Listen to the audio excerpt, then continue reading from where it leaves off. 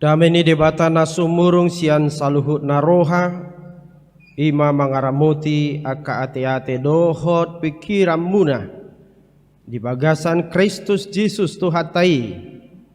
Amin.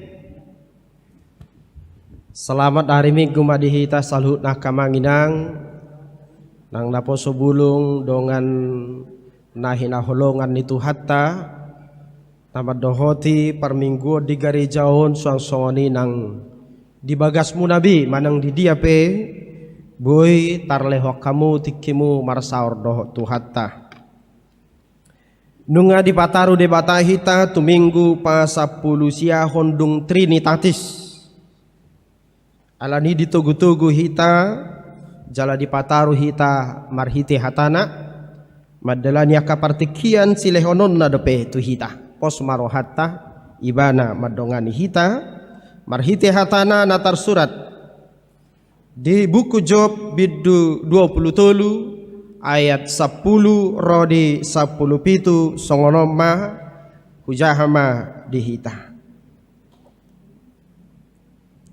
Karena ia tahu jalan hidupku, seandainya ia menguji aku akan timbul seperti emas. Kakiku tetap mengikuti jejaknya, aku menuruti jalannya dan tidak menyimpang. Perintah dari bibirnya tidak kulanggar, dalam sadumariku kusimpan ucapan mulutnya. Tetapi ia tidak pernah berubah. Siapa dapat menghalangi dia? Apa yang dikehendakinya dilaksanakannya juga. Karena ia akan menyelesaikan apa yang ditetapkan atasku, dan banyak lagi hal yang serupa itu dimaksudkannya. Itulah sebabnya hatiku gemetar menghadapi dia. Kalau semuanya itu kubayangkan, maka aku ketakutan terhadap dia.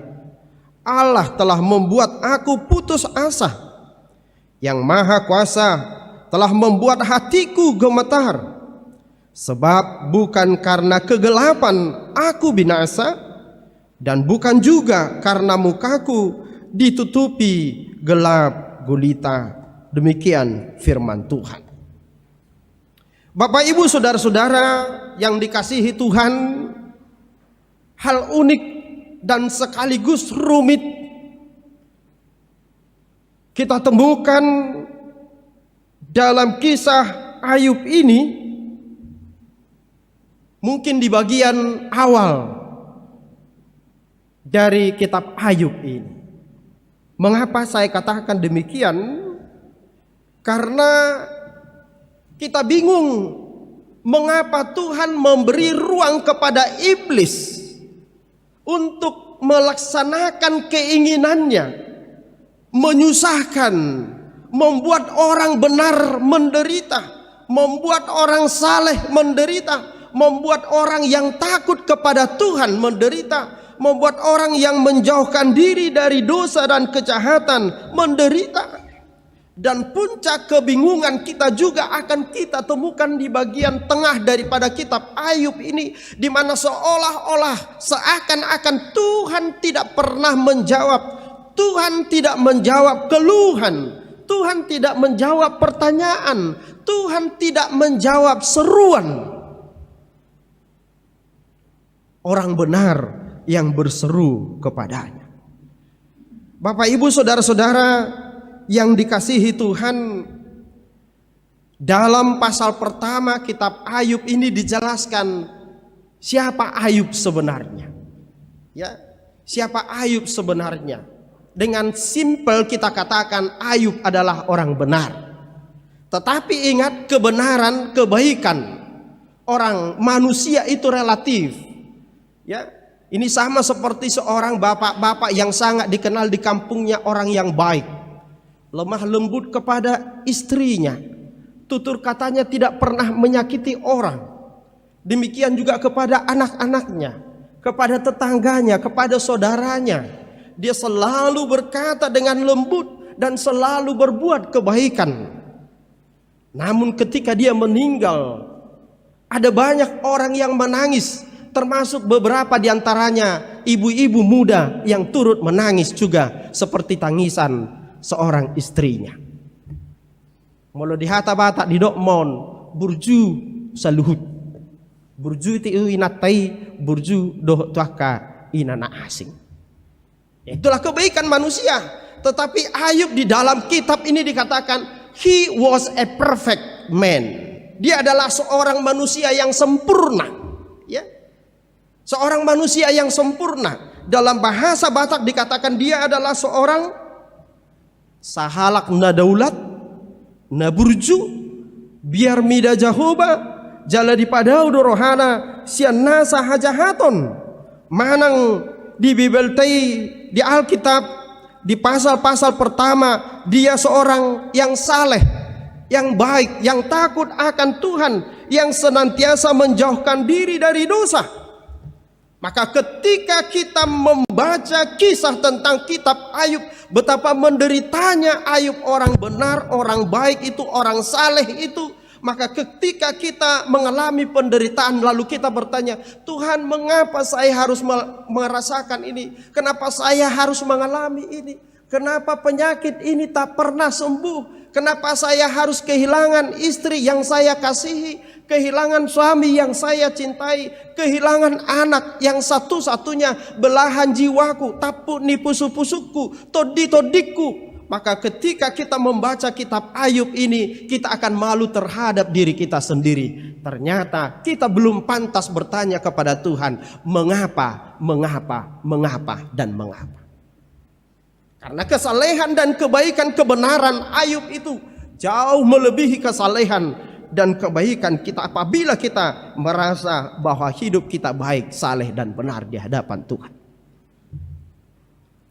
Bapak Ibu saudara-saudara yang tidak masuk akal dan mungkin membuat kita kesal kepada Tuhan. Kenapa Tuhan memberikan kesempatan kepada iblis untuk melakukan keinginannya? Ketika iblis berkata kepada Tuhan, Tuhan, ya, siapakah orang yang tidak takut kepadamu? Siapakah orang yang tidak setia kepadamu apabila semua yang dia kerjakan engkau berkati? Sehingga tidak ada seorang pun yang kaya selain daripada dia di negeri itu, selain daripada Ayub di negeri itu. Ya wajar toh kalau orang diberkati baik kepadamu, kata Tuhan begitu. Ya, dos songon pakatayan nihami akapadi tahun, doa kasitua, doa karuas. Ise mahurua madokon ruas nihuriai dang burju tepat di tanah. Sudah do ruas nihuria burju tepat di tanah. Ya. Semua orang mengatakan itu. Atau sudido padita burju turasna. Setidaknya kita katakan ada di situ hubungan simbiosis mutualisme. Ada hubungan, ada keterkaitan. Jadi menurut asumsi iblis, wajar Ayub taat, saleh, setia, benar di hadapan Tuhan karena dia diberkati. Lalu Tuhan memberikan kesempatan kepadanya, ya udah terserahmu. Hartanya, anak-anaknya yang gagah itu, putri-putrinya yang cantik-cantik itu, hartanya yang miliaran. Jadi tadi malam saya mencoba menjumlahkan, saya konversi ke rupiah berapa jumlah harta Ayub, ya. Soal do halak Batak memilangi artani halakahkan, ya, dan saya juga gemar melakukan itu. Saya mencoba sedia mahira-hira artani si Ayub pon, ya. Saya menghitung itu kalau dikonversi ke rupiah bisa sampai triliunan. Ya, berapa ribu kambing dombanya, untanya, berapa sapinya, ternaknya, berapa hamba-hambanya, budak-budaknya yang ketika itu juga pada zaman itu dapat diperjualbelikan. Sedia harga nijol masa halak, ya. Budak bisa diperjualbelikan, sapinya, kambing dombanya, untanya, semua. Anaknya ada 7 orang yang gagah, yang terkenal di kampung itu. Tidak ada segagah dia di kampung itu. Mungkin seperti saya lah itu kira-kira. Sinaga sianda julu gateng. Isi mahuru anak gumateng si marga sinaga ti. Ala memang sianda julu nga gateng. Putrinya juga begitu. Tidak ada putri yang dikenal di kampung itu secantik putrinya. Maka Tuhan berkata, sekarang terserah kepadamu. Kamu mau ambil hartanya silakan, anaknya silakan, dan semuanya. Dan iblis melakukan itu, tetapi apa yang didapatkan iblis? 1-0. Kenapa? Karena begitu semua yang dimiliki Ayub itu hilang, anaknya mati semuanya, hartanya yang miliar bahkan triliun itu hilang, budak-budaknya yang ribuan itu habis semua. Dia berkata apa? Dengan telanjang aku keluar dari kandungan ibuku, dan dengan telanjang pula aku akan kembali ke sana. Tuhan yang memberi, Tuhan yang mengambil. Tidak hanya sampai di situ, apa katanya lagi? Terpujilah Tuhan. Lalu iblis itu sudah mulai kesal dan mulai kalah. Begitu. Bapak ibu saudara-saudara yang dikasihi Tuhan, mengapa Ayub bisa berkata seperti itu? Bahkan sampai di titik nadir yang paling rendah hidupnya, ya, anaknya yang menjadi harapan. Kalau orang Batak mengatakan todiku, hodo tapu ni pusu-pusuku ninna kan? Dangadong nahu harapon anggo soho. Hartanya semua. Tetapi dia bisa berkata, semuanya saya berikan, semuanya saya serahkan, semua saya relakan, dan tidak akan mempengaruhi ketaatanku kepadanya. Karena itu dia yang memberi, dia yang mengambil, terpujilah dia. Mengapa bisa seperti itu? Karena inilah yang kita temukan di dalam ayat 10 kitab Nas, khotbah kita hari ini. Ayub 23 ayat 10 berkata, sebab ia tahu jalan hidupku, maka apabila ia menguji aku, maka aku akan timbul seperti emas. Karena Tuhan sudah tahu, ya, hidupku bagaimana. Tuhan tahu juga bagaimana akhirnya ini. Aku tahu semua yang diperbuat Tuhan yang terbaik. Maka aku pasrah dan rela saja.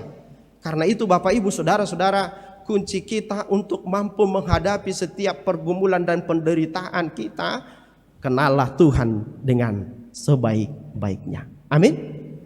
Kenallah Tuhan sebaik-baiknya. Ngita dahamu tu hatai. Bapak ibu saudara-saudara sudah mengenal Tuhan itu siapa?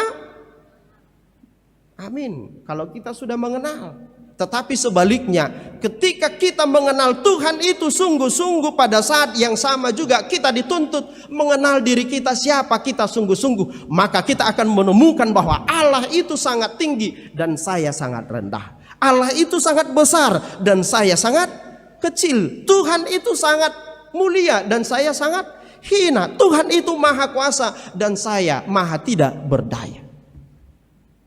Sekali lagi, mengenal Tuhan sebaik-baiknya dan mengenal diri kita sebaik-baiknya, supaya kita mampu mengerti jalan Tuhan dalam kehidupan kita.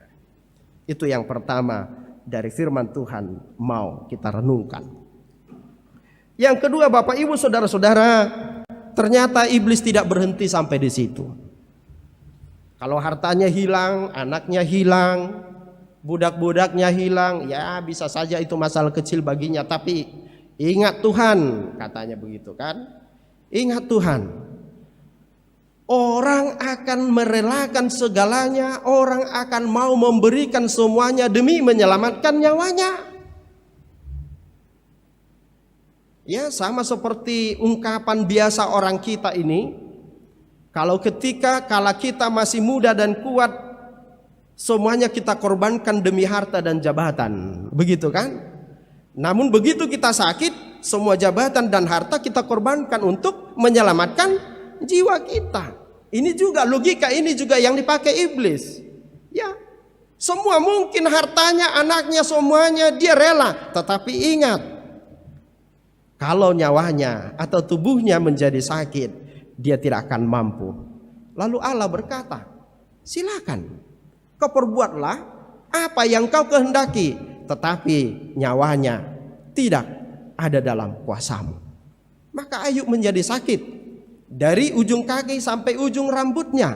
Bukan saja fisiknya yang sakit, termasuk juga hatinya. Mengapa istri yang harusnya menjadi kekuatan dalam kelemahan, harusnya bersama-sama dia dalam penderitaannya, ternyata berkata, kutuklah Tuhanmu itu, masih setiakah engkau? Kutuklah, sudahlah itu, dan lalu matilah, katanya kan begitu kan.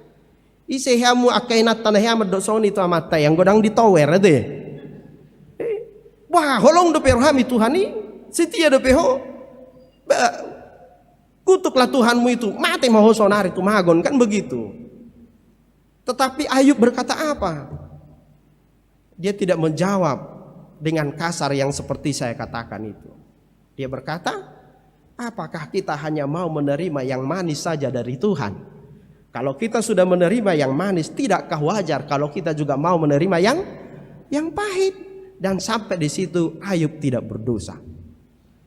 Bapak Ibu saudara-saudara yang dikasihi Tuhan kita Yesus Kristus, maka poin kedua yang mau kita renungkan lewat firman Tuhan ini sesuai dengan topik minggu kita, ya, Tuhan tidak pernah berubah. Jahamujo acara nadihamunai. Ada topik minggu tatahe. Tuhan yang tidak pernah berubah. Nah, sekali lagi tadi kenallah Tuhan dengan sungguh-sungguh. Dan yang kedua, Tuhan kita itu, Allah kita itu Allah yang tidak pernah berubah, ya. Sekalipun kehidupan Ayub berubah, yang tadinya kaya, terhormat, istrinya berubah, yang tadinya mengatakan I love you, sekarang I hate you, ya. Dulu aku mengasihimu, sekarang mengatakan aku membencimu. Saudara-saudaranya, sahabat-sahabatnya yang dulu menyokong dia, tentu biasa itu kan, di mana ada gula di situ ada semut, tetapi sekarang gulanya sudah menjadi pahit, semutnya menjadi menyisih. Tetapi dia percaya bahwa Allah itu tidak pernah berubah. Hanya Allah yang tidak pernah berubah. Itu unang masa songon halak batak, ya, song kalak batak melamar kerja maibana di sada perusahaan, lalu ketemu dengan seorang direkturnya yang dulu kawan sekolahnya di SMP lah. Dulu ketika si bapak ini di SMP dia juara 1 dari depan, si direkturnya ini juara 1 dari belakang. Lalu begitu dia melihat temannya itu di kantor itu, dia langsung keluar. Kenapa? Masa direkturku orang yang paling bodoh dulu di sekolahku, sementara aku juara 1 dulu. Bernostalgia. Jadi jangan ingat masa lalumu, kamu dulu bagaimana. Yang penting sekarang kamu bagaimana. Karena kamu dahulu belum tentu menentukan kamu sekarang. Realitanya sekarang. Jadi berceritalah kondisi sekarang. Ya, di mana-mana bisa terjadi ini. Dulu saya seperti ini. Ya, semua yang diingat dulu. Dulu saya lakukan ini kepadamu. Sekarang sudah berubah karena memang manusia juga berubah. Karena itu begitu saya tadi di rumah, saya mempersiapkan khotbah ini bahasa Batak, tetapi ternyata setelah di podium ini berubah. Mengapa? Saya menyapa Bapak Ibu tadi semua dalam bahasa saya dan rohamun akengisi. Do tangi yang pembuka juga dalam bahasa Batak. Nah, itulah tandanya bahwa pendeta juga berubah. Lama hamati, daripada kita berubah lama. Nah, tetapi Allah itu Allah yang immutabilitas dalam bahasa Latinnya, ya, mutabilis, yanodo hata mutasi. Jadi manusia itu bisa bermutasi. Tadinya baik, sekarang tidak baik. Jadi jangan heran ketika perasaan istrinya berubah di rumah, ya, sebentar lembut, sebentar kasar, atau suaminya juga begitu. Loh, tadi istri saya ini lembut, kok sekarang begitu kasarnya, kan begitu. Tadi istri saya mengatakan begitu saya pulang dari kantor, halo Pak sayang, apa yang mau saya buatkan, begitu. Tiba-tiba istrinya sudah marah kepada suaminya, tapi ternyata karena tidak dikasih setoran, kan begitu. Jadi karena setoran pun istri bisa berubah. Jadi suami juga begitu. Tetapi Allah itu adalah immutabilitas. Dan yang kedua, Allah itu tidak pernah salah, ya. Tidak pernah salah dalam hal keputusannya, dikatakan ineransi. Apa yang direncanakan, apa yang dirancangkan tidak pernah salah. Pasti pada akhirnya akan baik dan benar. Sebenarnya saya tidak ingin membawa kita ke akhir daripada kisah Ayub ini pasal 42. Karena begitu kita membaca bagian terakhir pasal 42 kitab Ayub ini, ya, pasti kita akan berkata saya juga bisa seperti Ayub. Kan begitu kan? Iya Mangina? Iya kan? Mengapa? Karena di akhir cerita happy ending. Hartanya menjadi berapa kali lipat? 2 kali lipat. Dan kecantikan, kegagahan anak-anaknya juga berlipat-lipat. Jadi kalau kita membaca bagian akhir dari kitab Ayub ini, saya juga mau menawarkan diri kepada Tuhan. Udahlah Tuhan, saya pun maulah, kan begitu. Kalau pada akhirnya istri tadi yang tadinya membenci saya, yang tadi kurang cantik menjadi tambah cantik lagi. Anak saya yang tadinya ya sedikit-sedikit gagah menjadi tambah gagah. Harta saya yang tadinya 1 miliar menjadi 2 miliar. Tapi saya tidak mau mengajak kita sampai ke situ. Tetapi kita tahu bahwa Allah itu tidak pernah berubah dan rencananya kekal dan tidak pernah salah. Ya. Karena itu Allah tidak pernah salah menciptakan kita apa adanya kita sekarang. Amin. Allah tidak pernah salah membuat seorang anak yang cacat dari lahirnya. Amin. Atik buhadung di bagas tabina songoni dan bui moron anak tay mulisia tubuh sahat tumagudang Tuhan na buhadut Tuhan. Ingatlah Allah tidak pernah salah dalam hal itu. Allah juga tidak pernah salah membuat kita miskin. Kalaupun kita miskin sampai sekarang, sianda julu satu sonari tong mana pugus jong, kan begitu. Ya, tidak pernah salah. Jadi ada seorang komponis yang terkenal dan banyak lagu-lagu yang diciptakan itu. Dia seorang perempuan yang cantik tetapi buta mulai dari kecil, tetapi dia berkata begini. Andaikan saya dikasih pilihan, namanya Fanny Crosby, orang Amerika. Nanti Bapak Ibu kalau bersedia membuka Kidung Jemaat kita nomor 392, itu adalah lagu ciptaannya. Judulnya dalam bahasa Indonesia, Ku Berbahagia. Ku berbahagia, yakin teguh, Yesus abadi kepunyaanku.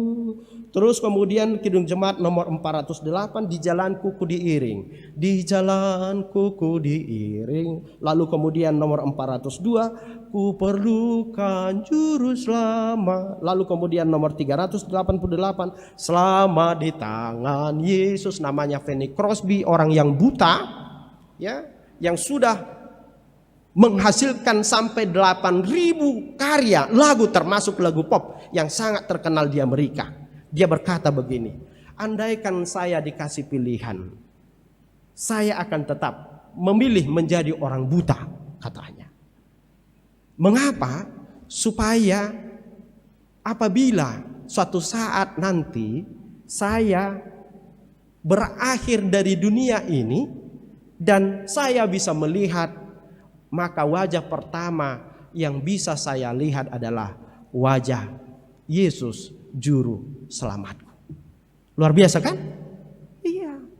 Andaikan saya dikasih pilihan sekarang, saya sekarang buta, lalu Tuhan tawarkan, saya membuat kamu melihat. Dia akan berkata, tidak Tuhan, biarlah saya tidak melihat dunia ini, tetapi saya akan melihat nanti. Orang pertama yang saya lihat adalah wajahmu, Juru Selamat. Luar biasa. Allah tidak pernah salah menciptakan, membuat orang yang cacat, yang difabilitas dari sejak lahirnya. Allah tidak pernah membuat salah setiap keputusannya dalam kehidupan kita, sekalipun kita sekarang menderita penyakit yang menahun, yang tak kunjung sembuh sampai sekarang. Karena kenapa? Jangan tanya mengapa Tuhan, karena itu urusan Tuhan. Jangan urusi urusan Tuhan. Urusan kita sendiri susah, kita urusi, kan begitu kan? Jangan urusi pikiran Tuhan. Bapak Ibu saudara tahu pikiran saya sekarang? Tidak tahu, saya pun demikian. Jadi apa yang mau diperbuat Tuhan, yakinlah tidak akan pernah salah. Inilah yang menghubungkan kita dengan nas epistel kita tadi dari Ibrani pasal 6 ayat 9 itu. Pengharapan adalah sauh yang kuat, jangkar yang kuat, yang akan menghubungkan kita kepada rencana Tuhan. Rencana Tuhan itu tidak ada di masa lalu. Rencana Tuhan itu tidak hanya di masa sekarang, tetapi rencana Tuhan itu nanti yang kita sekarang belum tahu. Tetapi firman Tuhan Yeremia 29:11 mengatakan, sebab aku ini mengetahui rancangan-rancangan yang ada padaku mengenai kamu, bukan rancangan kecelakaan, melainkan rancangan damai sejahtera, untuk memberikan kepada kamu masa depan yang penuh pengharapan. Maka ini yang ketiga yang mau kita renungkan dari firman Tuhan kita, pengharapan. Milikilah pengharapan itu, karena pengharapan itu pintu bagi kita untuk sampai kepada tujuan dan rancangan rencana Tuhan bagi kita di masa depan.